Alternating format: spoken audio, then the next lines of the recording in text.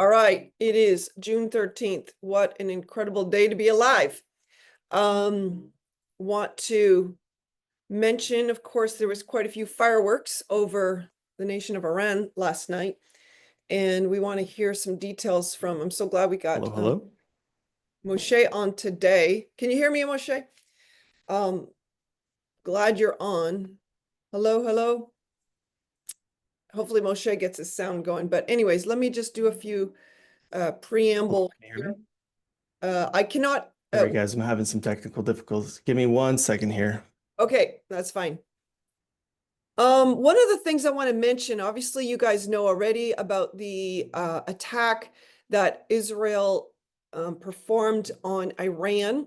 It was at the just pre-dawn for them and yesterday, and it's absolutely brilliant how this was played out. One of the things I want to just highlight is the incredible ability that God gave them to do this as a surprise attack. Even though, of course, Trump had called out all of the US personnel that were non-essential out of the Middle East, we knew something was up, but the timing yet was not specifically known, the timing of when this would happen.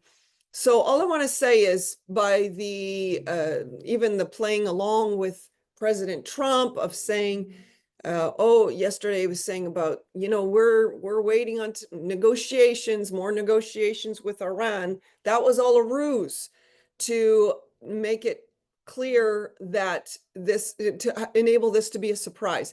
Another one is Netanyahu's son is to be married next week. And as we know, that's probably going to be delayed, but all of these preparations are being made for this Abner, is his name, his wedding, as well as there was talks of high officials like Ron Dermer coming to America to talk with Steve Witkoff. All of this, Netanyahu is supposedly going to have a vacation after his son's wedding. It was incredibly, impeccably pulled off in terms of a surprise as to the precise timing of this attack on Israel. So there's many more things to say. All I want to say is it was interesting. The Prime Minister Netanyahu, along with the Argentinian Prime Minister, who is, by the way, amazing in terms of his stand with Israel, that they were at the Western Wall shortly before all this was going to be enacted.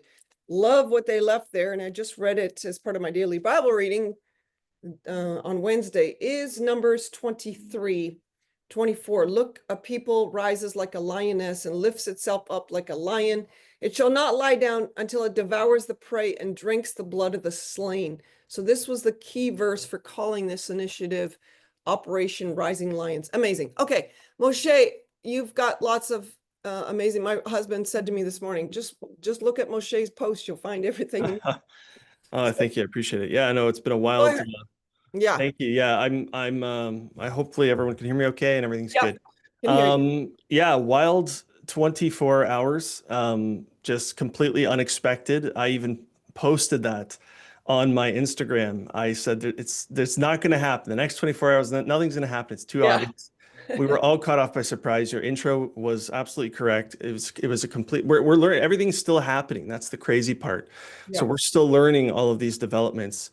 I think you may have said it, but if you didn't, I'm going to say it now. The operation is called Rising Lion.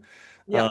I translated it directly from the verse from Numbers 23, so I called it Nation of Lions, but apparently Rising Lion Rising lines. Yep. is the correct one, which is alluding to the scripture from Deuteronomy 23, or sorry, Numbers 23, Balaam's oracle, and then but it's also alluding to the pre-1979 Iranian regime flag that has the lion on it and the sun. So I think that's a big part of this operation. Is it's not just about deterring Iran from getting a nuclear bomb and all their enrichment and stuff like that, but it's also about potentially giving a chance to Iranians who, peace-loving Iranians, anti-regime Iranians to have a chance to overthrow the government, which is weird. Like I don't speak like that normally, but this is one of those moments. So we're definitely seeing something of biblical proportions happening. So there's lots to pray about in that. Just really quick, I know you guys are all following. I know you guys are all aware, and there's so many different channels out there. But this is all still happening. That's the crazy part. Is literally as we're speaking, there's still drones in the sky in Iran, and Israel is still bombing stuff. So the main goal of this operation was to deter Iran from getting a nuclear bomb, and all indicators pointed that Iran was literally days away from creating the bomb. We all know that they were enriching uranium. That's been known for a long time. What was missing was the actual mechanism, the actual trigger. And that was the political will and the will to actually do it. And this is where Israel stepped in with their incredible intel and said, "Hey, we see that they're actually moving towards it," and that's why they took action. We all know that America and Israel knew all about this. Again, crazy, crazy stuff happening. They're going to make movies about this, like it's wild. Um, in terms of the actual impacts and stuff, Israel probably achieved all of its goals within the first few hours. But now is the time when Shabbat is coming in. It's Friday evening in Israel. Shabbat's coming in. I just got off the phone with both of my brothers, and the directive, according to the home front command, is to stay put. Go out. They told everyone, go out, buy your groceries, get water, fill up your gas tanks, and stay put. And this, I'll just dive right into the prayer points. Yeah. My brothers got called. Basically, every eligible male has been called up again to the reserves.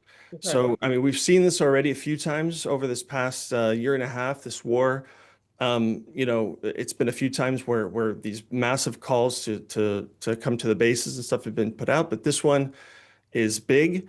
But it's different because they said, come to the base, get your equipment, and then disperse. So in other words, they're removing a lot of equipment from bases, and they're taking positions in the northern border around Judea and Samaria, in Gaza. And part of the reason is because Israel truly believes that Iran is going to go full-on war with Israel.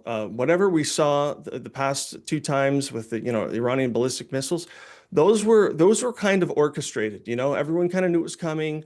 It Mm. was a bit of a fun time for the pilots because they got to shoot stuff out of the air. This one's going to be different. Israel doesn't exactly know what it's going to look like. It might be a massive swarm of drones and ballistic missiles, something we've never seen before, or Iran's a smart player. Like, unfortunately, they are wise people. They're evil, but they're Yeah. also very wise, and they've been planning for 40 years the destruction of Israel. That's literally what they have their minds set on. And so Israel is truly worried that there are operatives within Israel that will try to sabotage, will try to assassinate. There is serious concern that there'll be Islamization among the Arab communities that are sympathetic to, Iran's calls for destruction of Israel. Mm. And so there's a lot of things happening right now. My brothers both told me that no one's on the streets. Everyone's kind of just in the house, close to a bomb shelter. It feels very apocalyptic right now in Israel. And yeah, it's wild. So some prayer Wow. points. And by the way, if anyone has questions or whatever, I'm happy to answer. I am posting on my Instagram nonstop. Yeah. Someone posted it, Mo_Shigo. Yeah. There's so many great, like, one more thing I want to say before I get into the prayer points. There's a huge contrast between how Israel's handling this one versus how they got caught off guard with Hamas. Israel is in control of the narrative. There is no other news source out there but Israel's news sources, which are getting out there so fast that there's no time for CNN, BBC, Al Jazeera. There's no time for them to make up stories. Right. In fact, Iran has shut down the internet, like because they just can't get a hold of Wow. what's going on. So that is a huge win for Israel. Let's hope that that can actually help. Here's the Instagram account. I'll post it again in the thing. Yeah. Let's go on to some prayer points. Um, so Israel's expecting massive retaliation. I kind of got into that, but God has been protecting Israel in divine ways forever. One thing I want to say is that there was a generation of 1948 that saw miraculous Israel be born, and there was that miracle, and that really affected the evangelical community in North America. There was 1967, the recapturing of Jerusalem. There was 1982, the bombing of Iraq's nuclear reactor. I really believe that this is an opportunity for the next generation who's been very anti-Zionist and very anti-Israel to look at what's going on and say, you know what? Israel just did something pretty incredible. And my prayer is that they will see God through this. Yeah. So pray for protection, of course, for protection of civilians on both sides. Pray for confusion among the enemy. There's probably massive plans cooking up as we speak. Um, Yeah. let's regarding the reservists. I told you everyone's being called up. I can tell you from personal experience, friends and family, this is really hard. Mentally speaking, this is taking a toll on people. Yeah. It's a year and a half of war, sirens nonstop from the Houthis and whatever. This is taking a mental health toll on Israelis Mm, and on marriages. I know I have about 5 close friends that are all going through a divorce or separated because of this war. So pray that marriages will stay intact. Pray that mental health strains that God would just comfort his people, and for children that that this wouldn't affect them too terribly. yeah. Um, World governments. Now is the chance for world governments to take a bold stand against evil. Iran is undoubtedly an evil regime. They have been supporting and funding terror for the last 40 years. Mhm. Now is a perfect time. Any government that's been pigeonholed or cornered into this anti-Zionist whatever, now is a perfect time for them to come on out and say, you know what, Israel just did a great thing, and we want to encourage this. Because obviously we're seeing statements from European leaders and stuff, oh, just let's go back to diplomacy. Like, what does that even mean? Iran wants the destruction of Israel. There is no diplomacy.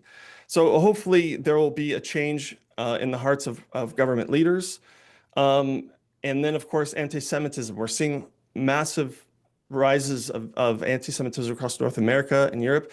It's newer for North America, Mhm. but it's happening. And so hopefully this doesn't spur on the next crazy wave of anti-Semitic attacks like Right. we've seen in the past few weeks.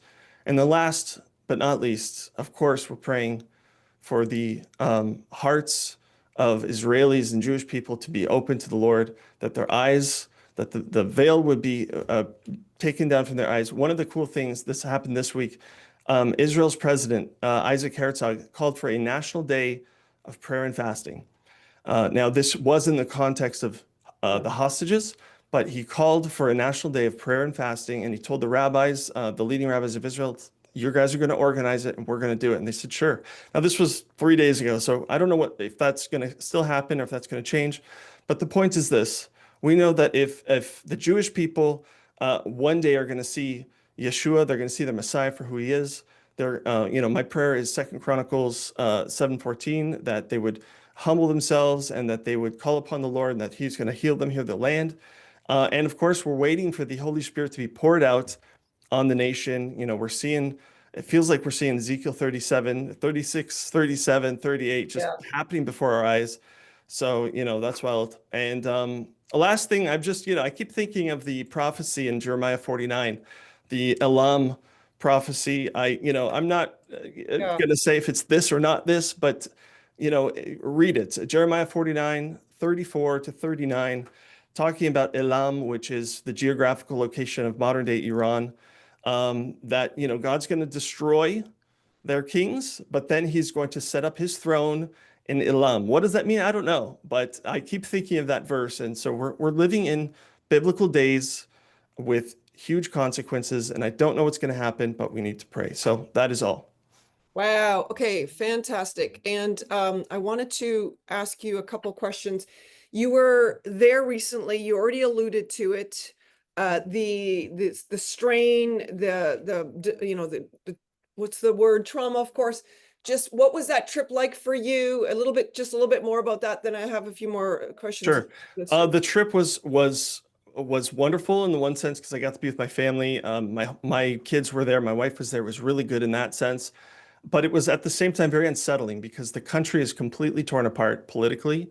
And Israelis, every single one of my Israeli friends and my family members to some degree are have some sort of trauma, some sort of Wow. PTSD.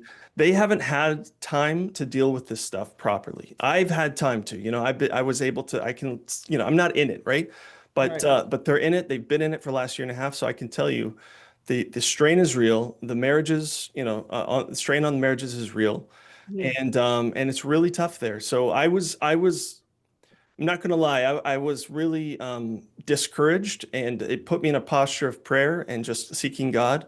But it was hard. It was hard to see what was going on, kind of nationally. Of course, individually, lots of people are sharing the gospel. Israelis are very open right now to hearing anything. Like they're seeking, right? They're open. Um, Okay. anyways, that's a quick response. Oh, okay. And getting to what's just happened in these last 24 hours, which, is really incredible in many ways. It's just so much prayer being put into the fact that even the Iranian people want to be free. So I'm like, God, could you carry this into the Ayatollahs also being removed? Absolutely.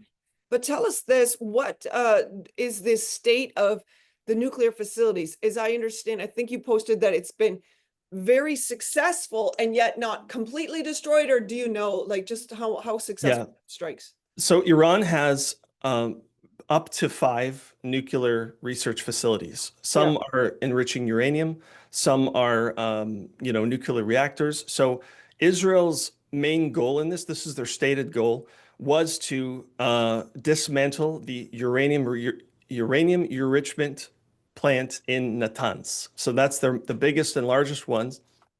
And I did post about that, and they basically did it. Now, here's a problem. Israel does not have bunker buster bombs. They have very heavy bombs. I think they're called Moabs. They have very heavy bombs. And so that's why we saw multiple waves of attacks, because they had to basically bomb once and do a second round, bomb twice, do a second round, because it's so deep under the ground. So the Natanz nuclear facility, which is the main enrichment facility, has been, for the most part, destroyed. okay. The IEAE has actually said that they're detecting some nuclear spills. So, we're not really sure what that means yet. It's very fresh. Mhm. And there's still more nuclear facilities around. So, you know, again, I can go Oh, through my feed and show you videos upon videos of different sites that are being bombed. So we don't know yet what the damage is, but the yeah, Natanz nuclear facility has definitely been damaged. Israel sees that as a big win. okay. And I'm quite Oh, sure you and one more thing is that within the first strike, 20 top military, political, and scientific right. figures have been killed, assassinated. So a lot of these include Iran's top nuclear scientists. And you posted also about that there was incredible uh Israeli officials or IDF in the land, right? From within Yes. that were doing secret operatives. Yeah, so there was a three-pronged approach to this. There was a base that was built, or like a secret facility that was built to actually produce drones. At least this is what we know for now, to Yeah, produce drones and automated flying machines, similar to what we saw in Ukraine recently with their thing. So, and then there was Mossad agents that were actually planting bombs and drone launchers and marking targets. And then there was also some sort of course, there was the IA, the Air Force that was sending their things, but then there was some other activity within politically. We don't know about that one yet, but for the most part, it was a three-pronged approach. So it was very, very pinpointed, very targeted. By the way, lots of pictures are showing that these assassinations on these top political figures yeah, happened in their apartment buildings. Like you literally right. see a hole in the wall, and Mhm. one unit completely destroyed, and the whole building is left intact. So very pinpointed, Wow. very few civilian casualties. So very impressive. You posted that their cars are like 100 long lineup to get fuel, get gas Yeah. in Iran as well. Yeah, so I mean they're in panic mode. I was watching Iranian TV, and they're just like showing Iranians running around with like chickens cut Yeah. off the head. Like it's really it was completely unexpected. So again, this is where I'm praying that civilians aren't harmed. But yeah, man, like they were caught off guard. Yeah. I fear there will be some sort of retaliation like this in North America one day, and we won't be as prepared. But that, my brothers and family and friends, they've got 2 weeks worth of water at home, lots of non-perishable goods stocked in their cabinets, and they always have their cars filled up with extra Yeah. tanks of gas. So Israel's been in this for a year and a half. Iranians have not. So Okay. We're panic. gonna, one more question for you, then we're gonna pray. And if you can put in the chat, I put in there your Instagram account, but also if there's any way people want to support you and what you do, it's really, you are like a news person really to on social media. It's very helpful. I wanted to ask, shifting to North America, I'm sure you've heard, I know you're in Canada, but you've heard about, this day of no king and Antifa and anarchy Yep. planned for tomorrow. Even my friend who has been doing some outreach with her huge organization in Chicago, she's pulling all her people out of Chicago because she says it's already building the plans for tomorrow. Big prayer point there. Just thoughts on that. Hopefully the Canadian, well, there's a lot of Canadians on here right now. Any thoughts on that? Because I know that you're watching the whole world as well. Yeah. I could get into it, but given the fact that we have just a few seconds, I will say this. There is a cost for standing with Israel.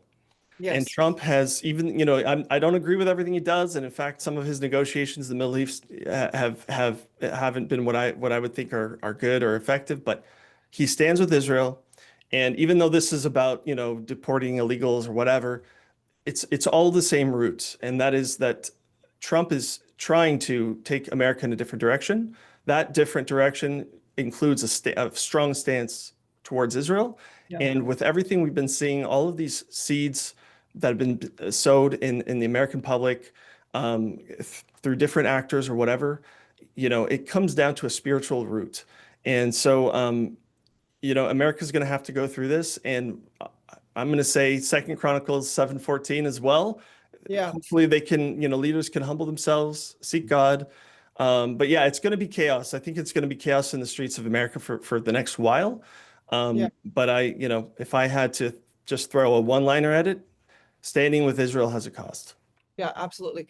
Okay, thank you so much. And by the way, I was just really feeling also Trump's call to cancel gay pride, which is amazing, of this entire month. But I feel like the enemy is raging against that, that there isn't, Absolutely. there's this cancellation of a national gay pride and it's just this stepping up of things like witchcraft and whatnot. So that's another thing for us to pray against. But anyways, incredible.